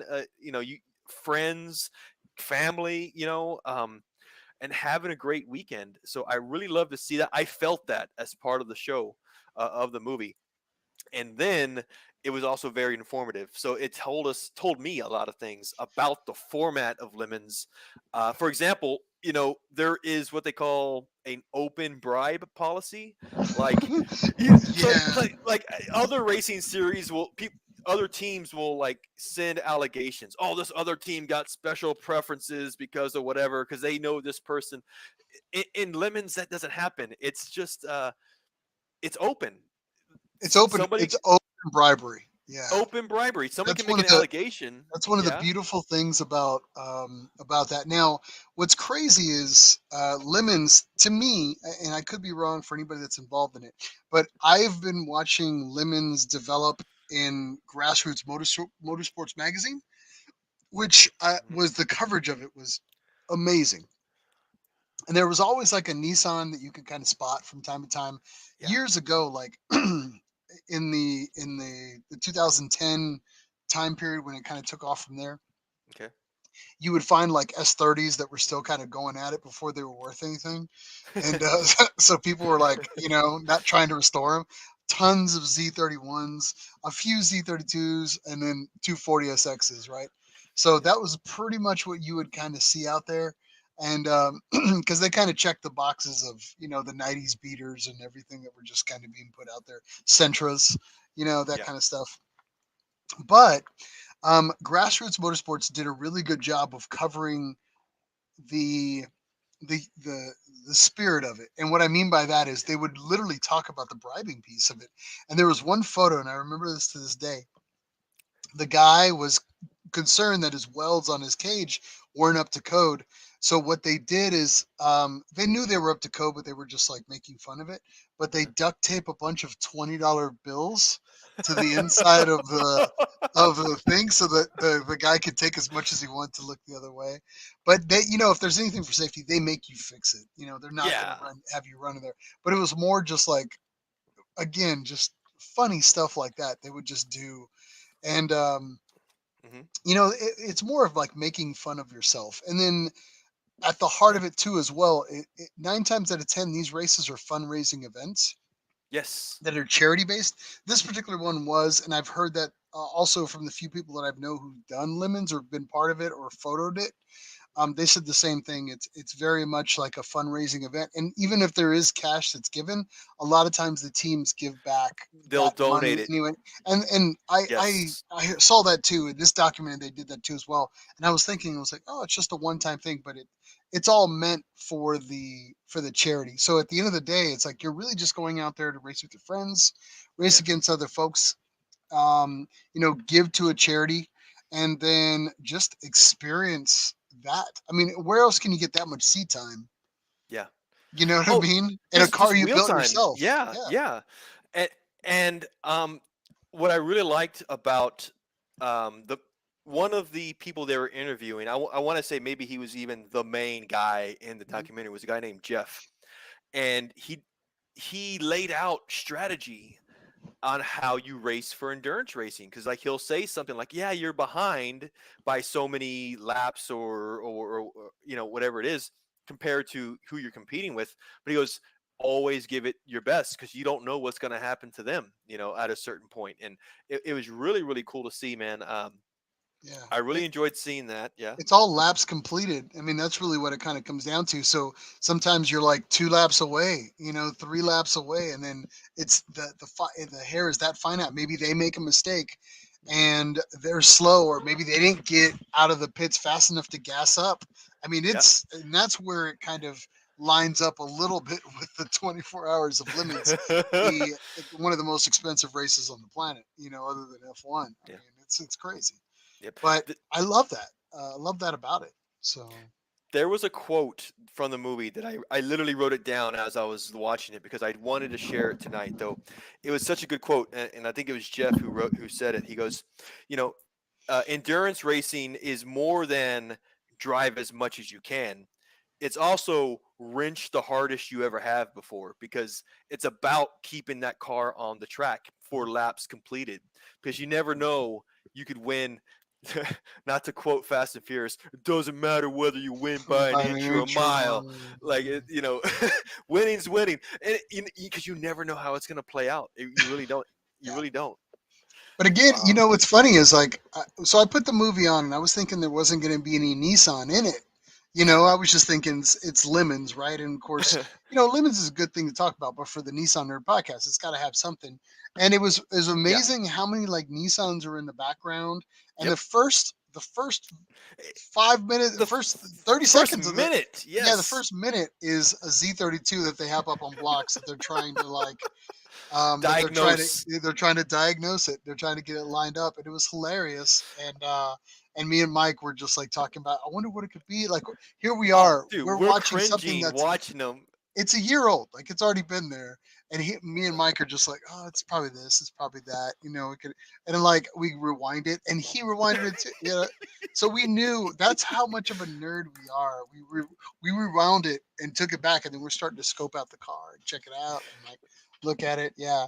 But if you go back and you check out some of the old grassroots motorsports magazines articles, and they go back far, they literally have been covering this event when nobody else did, with a lot of exclusivity and dare I say prestige, Ah, for Lemons. But they did some excellent coverage for it, and if and read some of the virtual articles in regards to Lemons. But there's a lot of development stuff there. If it's something that you want to do or you want to get involved in, it's all there. You can definitely check it out. And it's funny is I remember when Lemons came out. I mhm, remember the yeah. year that it came out, and people were kind of talking about it and buzzing, and everybody was like, "We should get a team, a Lemons team together." Oh, I think we should. And It's a everybody was talking about it, and it's like, I got a $500 car in my bag. I got 6 of them, and it's just like we yeah. talked about this when it came out. Me, you, Ah, Ion, a bunch of other people. get, So we it, there, could, we did it. We do this every there's year. we Every do year we this. do this. There's something I've said once before, and I'm going to call us out, man. I'm just going to say it. There are, and I'm just going to say there's three things the modern young man wants to do. It's one is to own a bar, two is to have a podcast, and three is to have a lemons car. Okay, so hear me out. Hear me out. We do all three in one car. Have a pop up bar at Lemons with a No, friggin' the car is the bar, and we do a oh. live podcast from it while we're doing the livings. That's it. We That would check be all boxes on one at vehicle. one. Just hit the And one. That's trifecta it. on that one. Or we make a pit car and it just serves beer out of the back. Dude, can we be like an honorary pace car? Like, Ooh, do they have pace I cars? don't Like, know. who We'd would? have to That's ask. I an don't know. yeah. That'd be fun. I don't know. Just a thought. Here we are. But See, yeah, we're there we dreaming. go. This is where it starts. Bad decisions. Here I am pushing you to make bad. And this is how it starts, people. I come up with a dream. Yeah. Mike is the. I'm the conceptual guy. Mike's Yes. the. All right, You this is our business plan guy. you Just sketch the vision. I start coloring it in. I'm just like, all right, okay, this is happening. This ain't happening. Yeah, oh, yeah, yeah, yeah. Ion's chiming in now. He's excited. Top alcohol car. Oh, okay. All right. All right. It's see, Ah, this is it. This is how it starts. this And is the how it next thing you begins. know, this how we are, and then we're all in No. trouble. So let's So talk a little bit about so go ahead, Mike. yeah, yeah. So that's the thing. So you mentioned how this being such a s- I don't want to say easy to enter, but it kind of is from a cost standpoint. This is again, it's limits to 500. I think your biggest challenge is going to be trying to find a car that's somewhat competitive or reliable for 500 bucks. Because I mean, next thing is this, cost for safety and whatnot. But still, essentially, it's an attainable goal. So Yeah. honestly, after watching the documentary and kind of talking with you about it, I kind of want to raise the question though, like, what is the ideal Nissan or Infinity or Datsun, at this Ooh, point what would you to do? use in lemons race? Like, yeah, like I want to get your opinion. And here's the thing: I did two things. One was I wrote out my It's got my to be a what five hundred I dollar thought. car. Yeah. So let's leave everything out. I'm gonna say, and I dare I say, I'm gonna leave everything out from 370 out. Oh yeah. No, no, man. So everything, I'm Yeah. gonna say 2004 I was thinking above. '05 myself. Yeah. Yeah, and I So know '04, because you want to '05 and throw the older. 350 in there. I already know you. I already know. Yeah, yeah, yeah. So, but okay, let's talk about it. Go ahead. What Okay, would so be I the got ultimate Lemons car, ultimate okay. Nissan Lemons car that would survive this from the aspect of the power plant, Yeah. the transmission, The that is a big transmission. thing for Yep. that era, and then Yep. of course the diffs. I would say Weight, reliability as well. Just you got to have a reliability. Yeah, reliable powertrain. So, yeah, what I did earlier today, I came up with my list, and then I went to Facebook Marketplace and I did a search for $500 max, and just kind of scrolled Nissans just to see what I could find. yeah. And I found some cars, and I'm going to mention them. And a lot of them matched what I was thinking, and others actually surprised me. So I'm going to name a few of them. Go on. The first car that came to mind for me, and I'll just say this right up front, I still think the 350Z would be too expensive to be under 500 bucks. So even though as much as I would want it to be, I did not include the 350Z. I kind of left it off How? because it's like it's an easy win. You know what I Mm, mean? yeah, It's not the spirit of it. But I think that car would do well, yeah, believe it or not. yeah. It would do And well. But the second thing I was thinking though was I want to have a timing chain on that engine, not a timing belt, because you slip, again, you want slippage. coming from the VG world, I just that's it's a weak You don't link. want you don't want your valve interference to be on the fine line of a belt. What's wrong with you? No, no, no, I don't want that at Don't all. be No, yeah. scared. Don't be scared. Edgar So, does it every race weekend. Come well, on. yeah, but it's not Yeah. a $500 car though. That's the problem. Though. That's just because I think even the maintenance or the repairs are also limited. I think you can't just Swap out an engine. throw an infinite again. I had to look at the rule book a little bit Yeah. more, but I don't believe you can spend an infinite amount of money on maintaining the car. Safety, yes, but All maintenance, right. I think So you might go be ahead. limited. We're getting off track. Go for it. Okay, so I'm gonna say late '90s to early 2000s Infinity i30, or more preferably So weird. the All right. Maxima, which had the 5-speed option. If you can find a 5-speed Maxima That's a like good choice. 2000, 2001 with the 5-speed, that's the important part. It's a VQ motor, 3-liter. So we know VQs are reliable. Timing chain. They were, I don't want, they were a full size car. They weren't exactly econo boxes, but 23 years later, here we are. And you can find, I think it's all about negotiation with whoever's selling it, how desperate they are, and how good of a seller you can find. You can find automatic transmission, no problem. I would try to stay away from those, but I think if you could find a 5-speed Maxima, that would be one of them. The next car I had in mind was the Infiniti G20, which was essentially a Sentra. So Sentra slash G20.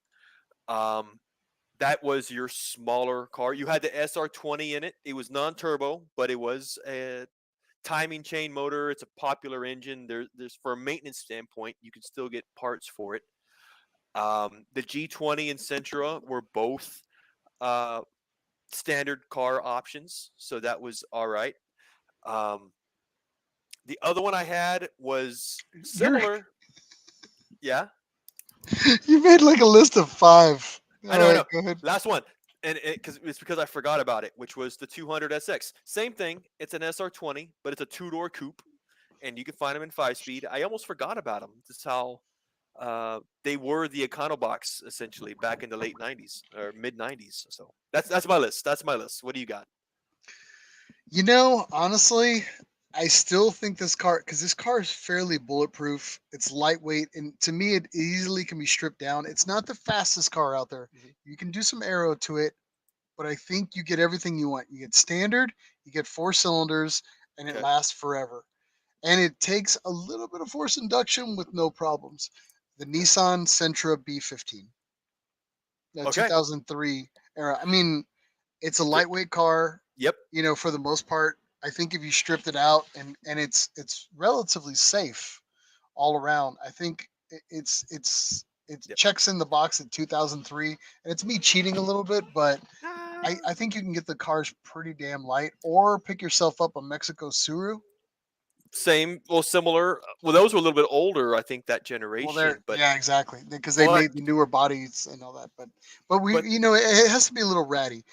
The yeah, Z31, yeah, the truck engine, I know it's belt, and I know you're gonna say, but it's a single overhead cam, came in a turbo option all day long. If you want a little more, you can throw the Maxima one in there and turbo that sucker, and yeah, it'll fly. yeah. And transmissions are pretty much bulletproof. Engines bulletproof. Doesn't make a ton of power, but I mean, you've got a good, reliable vehicle that you can rebuild and before a race for cheap.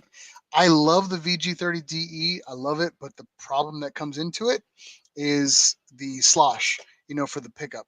So you Yeah, have, I mean, but there are ways to kind of get around that. You yeah. put a bigger oil pan on it, an oil sump, and I would take the VG30. I would take a Z32 all day long.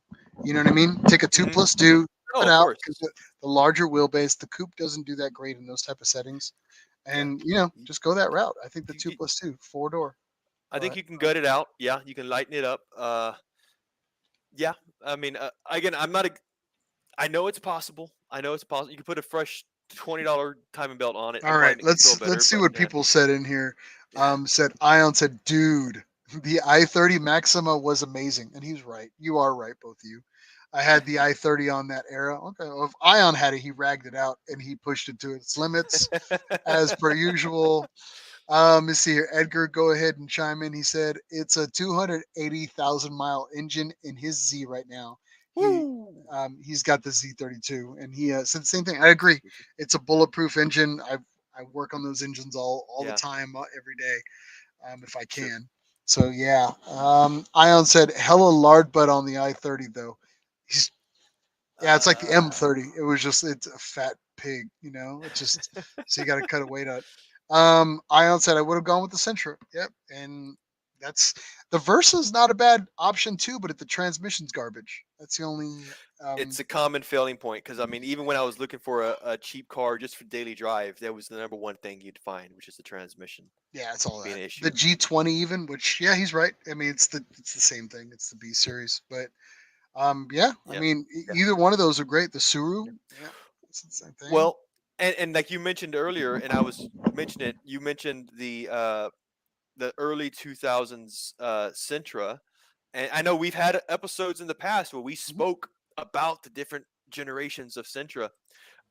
Myers Motorsports, Haley does mention out Spec V The SER. Spec V. It's yeah, But I mean, you're taking a Spec V to lemons, guys.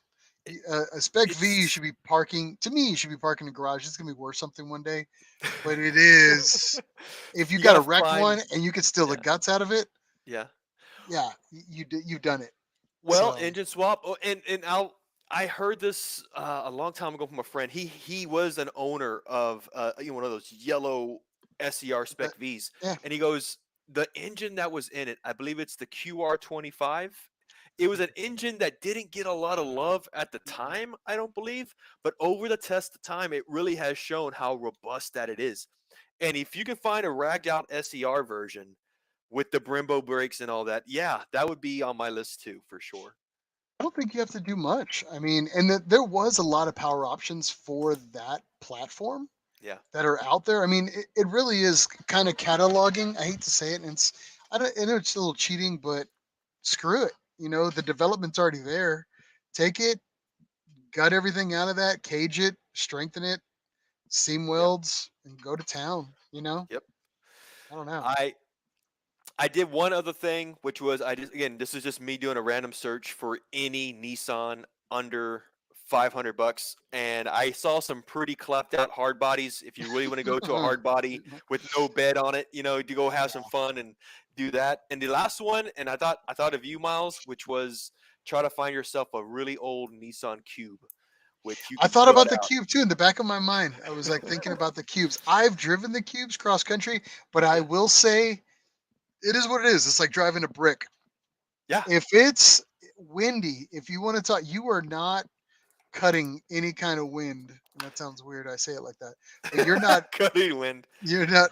You are not cutting any kind of wind in that car. It is.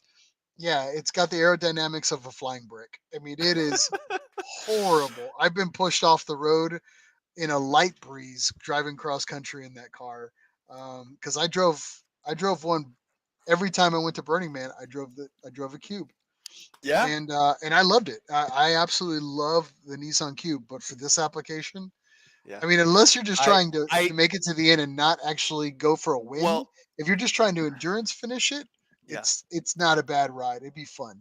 So, I thought in the spirit of what and Lemons is, I which knew is Bert you was gonna can chime in right decorate it. now. Yeah. Yeah, Bert was like, because he's a huge Cube fanatic, and I'm a fan of the Cube too.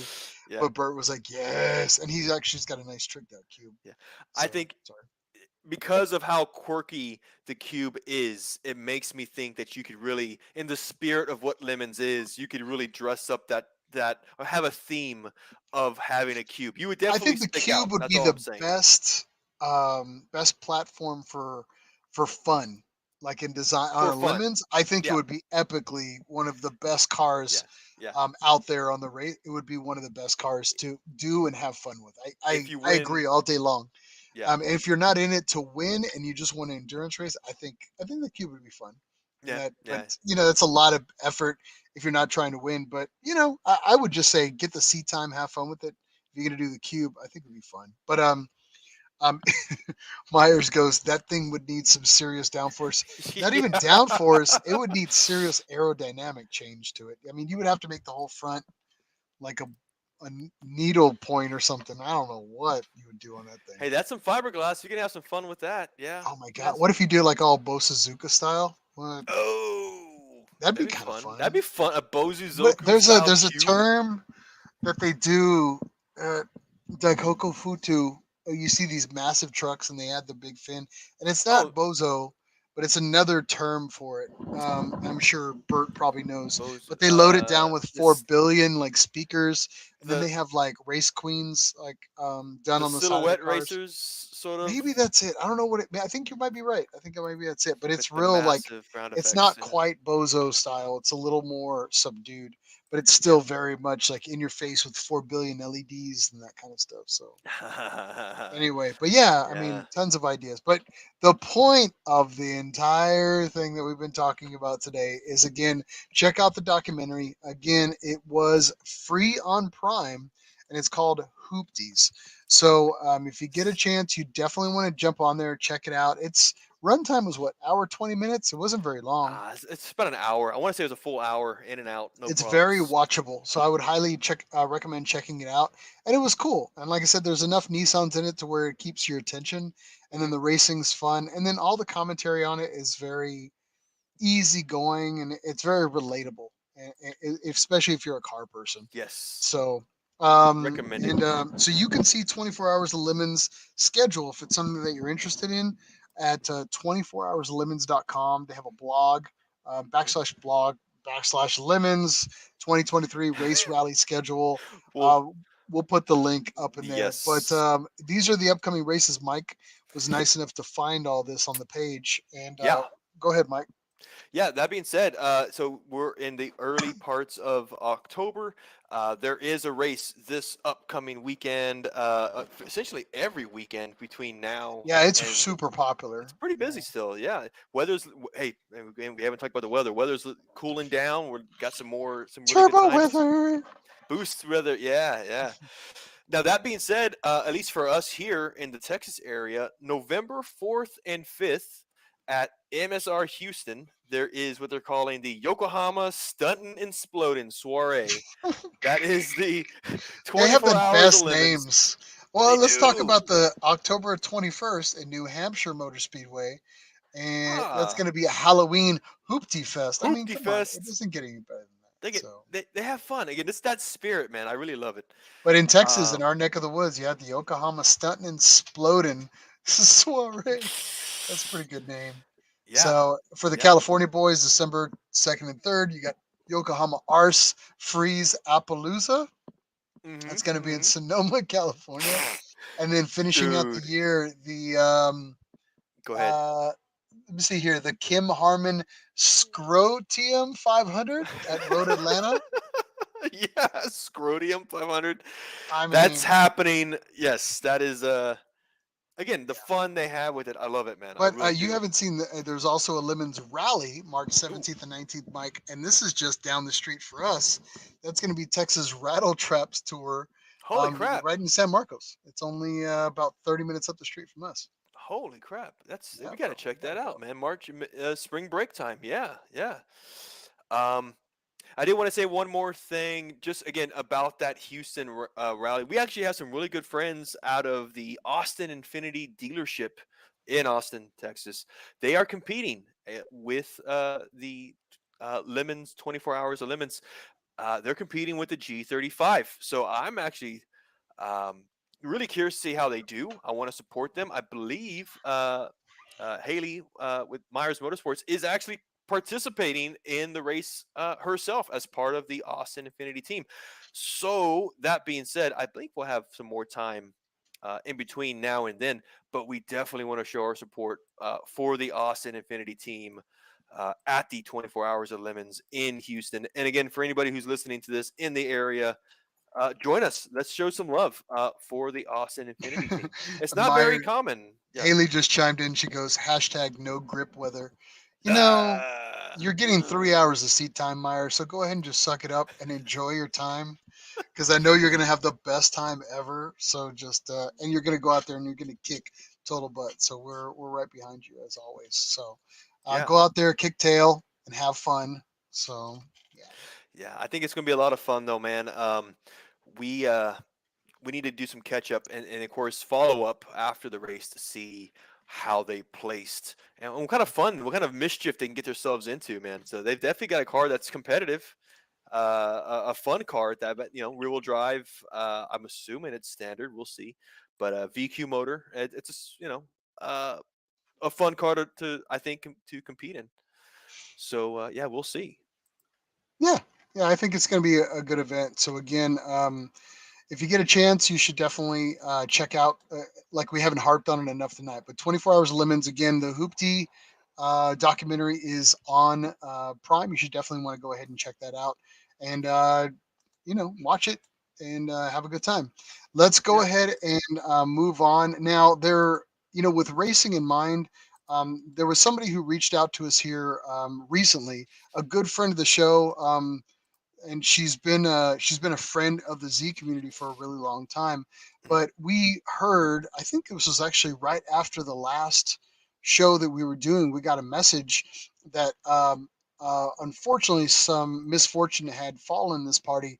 But Mike, I'll give you a little time to kind of talk about it. Go ahead. Sure, sure. So here in the Central Texas area, specifically through the Austin Z Club, uh, capital Z of Texas, we have a long-running member of the club and a good friend. I've known her for over 10 years now. Mhm. Our friend Marlene, she actually races a 1983 Datsun 280ZX. You can see here in the pictures, nicknamed That's the Lady, and I've got to share. I'll share a couple of pictures here of the car, but she is a regular at Harris Hill Raceway, which is, of course, in San Marcos. Always, actually, quite competitive and quite often competing with this car. I believe she also has a Miata that she competes with, but very much involved with Cup racing at this point. Now, it was just within the last couple of weeks that she had a endurance race at Harris Hill Road, and unfortunately, she did experience a fire with her 280ZX. So that being said, of course, the pictures you see here, uh, the 280ZX, this is the before, and unfortunately the after. What you see here had the car shoot up in flames. Unfortunately, we had to stop. Not we. She had to stop on the side on track, get out of the car. She is safe. I'll say that much. But it does hurt to see a car that you spend so much time investing in and having a connection with and racing in be in this condition at this point. Now, at this point, though, there is the intention to rebuild this car back better than it's been, not pending any catastrophic structural work, but I don't believe that is the case. That being said, here as part of the Nissan Nerd podcast, being friends of Marlene's and being just trying to rally the community. If there's anybody in the Central Texas area that has a 280ZX 1983, the closest, of course, that has extra fenders, hoods, bumpers, anything to do with the front end, Yeah. we are seeking to connect you with Marlene to either purchase these parts, or if you feel like Yeah. having a donation, So that is also Mike's welcome. breaking up a little bit here, but yeah, Mike, this is basically a big call of action for us. Again, Marlene races with her 1983 Datsun 280ZX Dots Lady. Now, the what we're trying to ask here is if you have an opportunity, if you have some parts that you want to donate or make available for purchase to that team, they would appreciate it. They're just running into a hard time trying to find parts to basically rebuild the front aspect of this vehicle. So if you have anything that Yes. you want to, again, either donate or sell, they're not necessarily looking for handouts, but they are appreciated.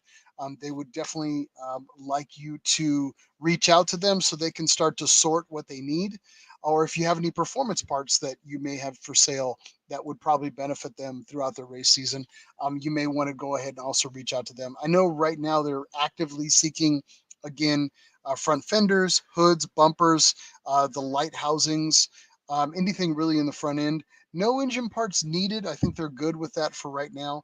But if you're in and around the Central Texas area, this is where they kind of live. As their that race team exists around the Austin area. So if you're anywhere around Central Texas, I think it'd probably be something that might interest you. They might be interested in. Yeah. Again, have parts will travel to some degree does apply here. So, Yeah.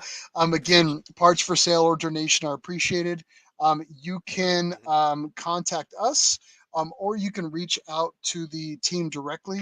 I think There you go. uh, here's the Yeah. information below, but that's DATZALADY, datzalady at gmail.com.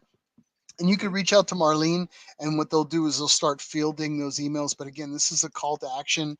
If you want to get on marketplaces and check, hey, I don't have anything, but my friend does.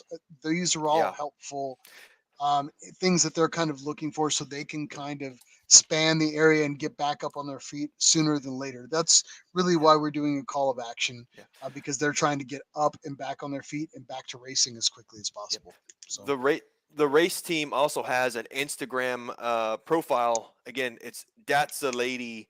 If you do a simple search for that, you can find the race team and, of course, make contact through there as well. So, again, we'll leave the information in the show notes as well mhm. to make contact. But yeah, this is essentially us sounding the horn for those who are in the area who've got some extra 280ZX parts to definitely or, get in or contact. any other race stuff that you want to donate to a good cause, it's much appreciated.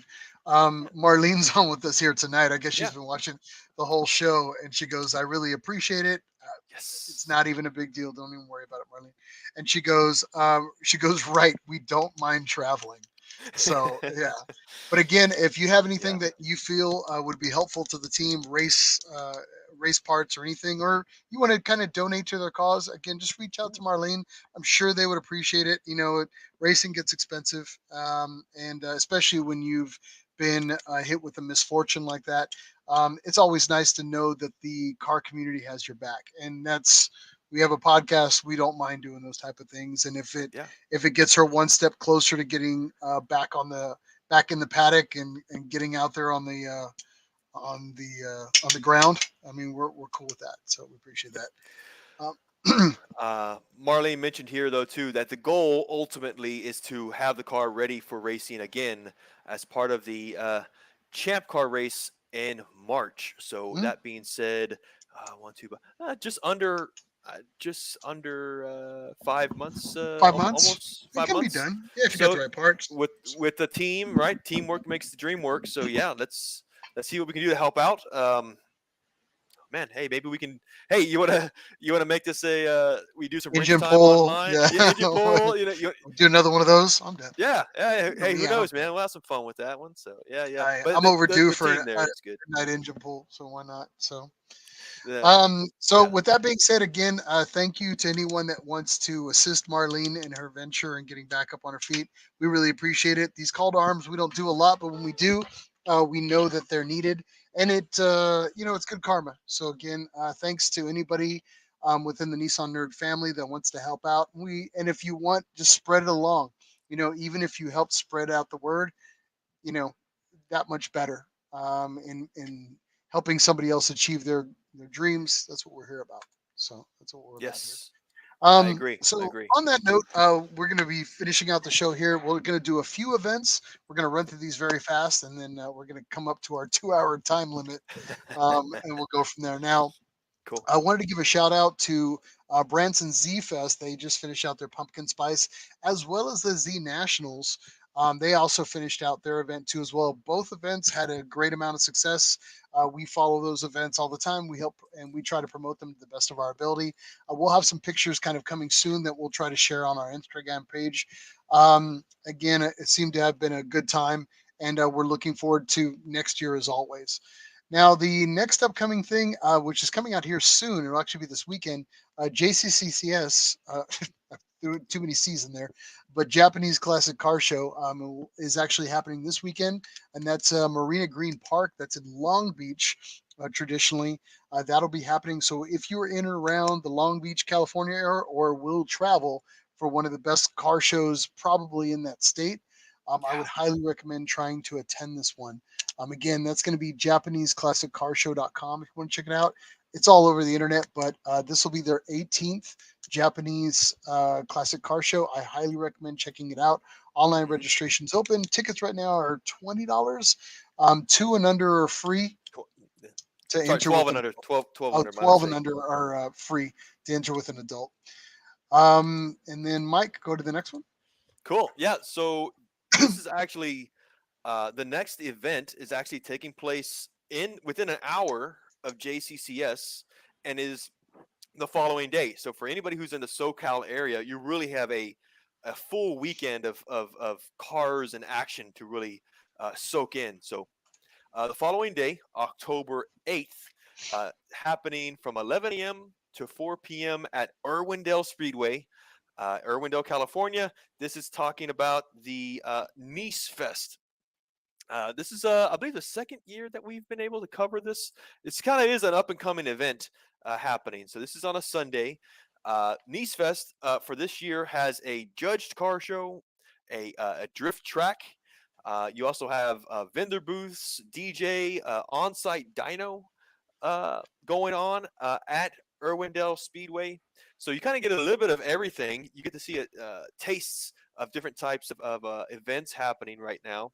Here's a picture of the drift track, its current setup, and you do see where the car show would take place, the vendors, general parking of that nature. But again, this is Sunday, October 8th, from 11 a.m. to 4 p.m.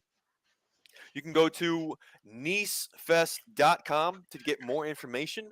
Now, registration closes on Saturday, the day before, at 7 p.m. Now, this event is online registration only. So, that's according to what they have here online. So, if you are looking to participate of anything of that nature, go online as soon as you can. Again, it's nicefest.com to get more information. Tickets for spectators are $30, and then to have you and your car registered for the event, it's $55. There is also a host hotel involved. If there's anybody who is traveling from afar, there is a place where essentially everybody is gathering to participate and have fun at that event. But yeah, that's two events happening, both very close to each other over this upcoming weekend. Seems to be a hell of a time if you're out there for sure. Yeah, for Um, sure. I mean, you definitely want to check that out if you get an opportunity. I mean, all these events are just usually top notch. So if you get an opportunity, I would definitely highly recommend checking that out. And yeah, any new events that are kind of coming up, we'll definitely keep you abreast as we move forward into the year. But we're just kind of getting that time of the year where the motorsports is falling off. Some of the motorsports are kind of trickling out as well, and we start getting into the, me and Mike were talking about this earlier, getting into the hibernation aspect. You're either going to work on your car yeah, all during the cold months, and then that way you're back up for car show season, or you're just going to go into your buying phase and save all your monies and eat ramen right now. So that too. figure figure out what you want to do with your life and what your end goals are, and we'll go from there. So Save up for that Black Friday specials coming up. You know. yeah, for real, for real. Yeah, So yeah.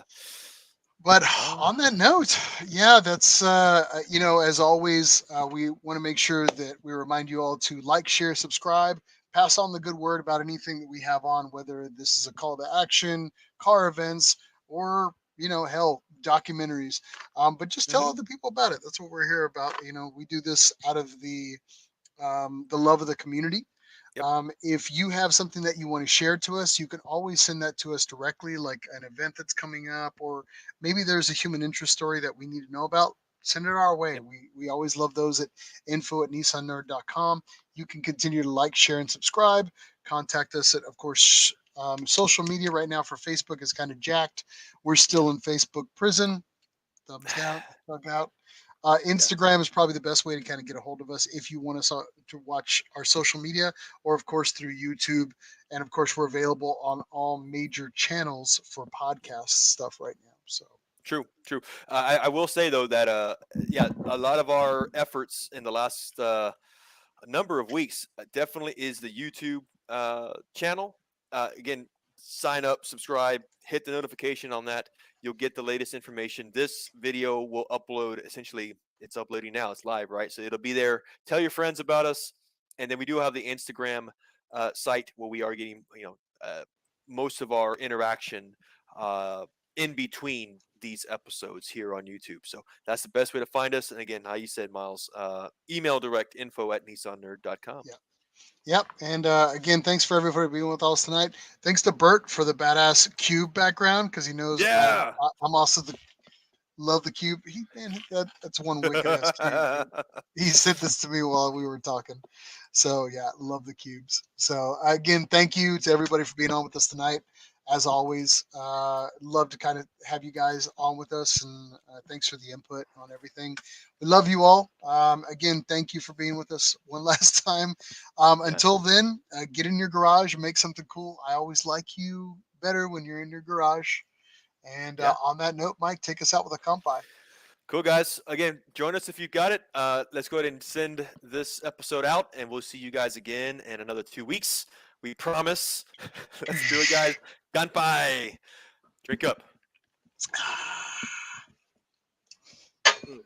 Get out. Go home. Leave. Go. How to kill that one. Let's go for it, Go. guys. Go. Later.